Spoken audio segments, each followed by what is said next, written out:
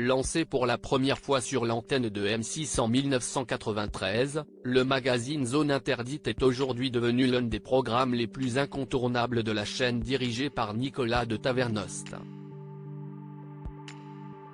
Diffusée en alternance avec le magazine Capital, l'émission sera de retour pour un nouveau numéro inédit dimanche 24 septembre 2023, à partir de 21h05 sur M6.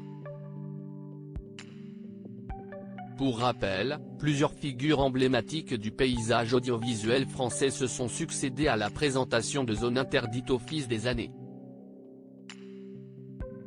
Bernard de la Villardière, Anne-Sophie Lapix, Mélissa Theriot, ou bien encore Wendy Bouchard ont incarné ce magazine, qui est désormais présenté par Ophélie Meunier depuis 2016.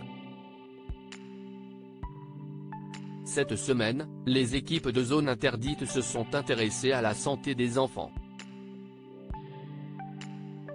Et si pour la première fois, l'espérance de vie de nos enfants était inférieure à la nôtre ?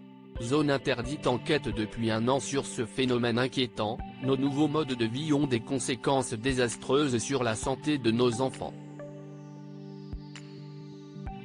Le surpoids atteint des records chez les petits Français. Les écrans omniprésents affectent leur sommeil et leur capacité d'apprentissage. Et ils ne bougent plus, la sédentarité est devenue la norme. Ce cocktail inédit est une bombe à retardement qui inquiète les médecins. Avons-nous pris conscience de ces nouveaux dangers ? Et comment pouvons-nous réagir ? A indiqué M6 dans un communiqué. Zone Interdite, écran, malbouffe et sédentarité au programme cette semaine à Bordeaux, Nouvelle-Aquitaine, dans le cabinet du docteur Anne-Lise Ducanda, une fillette de 2 ans et demi qui ne parle pas.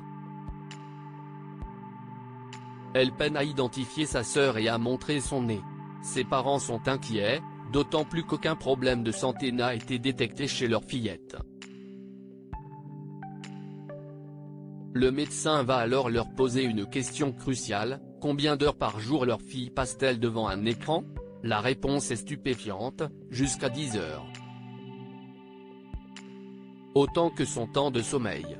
Les parents n'auraient jamais imaginé que ces écrans allumés en permanence impactaient à ce point le cerveau de leur petite fille. Quelle solution le docteur du Canada va-t-elle leur proposer ? Les effets de la surexposition aux écrans sont-ils réversibles ? A rajouté la chaîne. À Tourcoing, Nord, Xavier, 11 ans, passe 8 heures chaque jour sur de multiples écrans. Smartphone, console de jeu, télé, il ne décroche pas et ne bouge plus. À l'image de sa génération, il est devenu ultra sédentaire. Dans la cour du collège, lui et ses copains restent assis, statiques. Pendant les cours de sport, ils sont essoufflés et beaucoup ont perdu le goût de l'effort. Et si cela mettait en danger leur santé ? Le professeur François Carré, cardiologue, conduit une grande étude sur le sujet. Il veut savoir si faute d'activité, le corps de nos ados s'affaiblit. Les résultats sont sans appel, en 30 ans, ils ont perdu 12% de leur capacité physique, du jamais vu, a finalement conclu M6.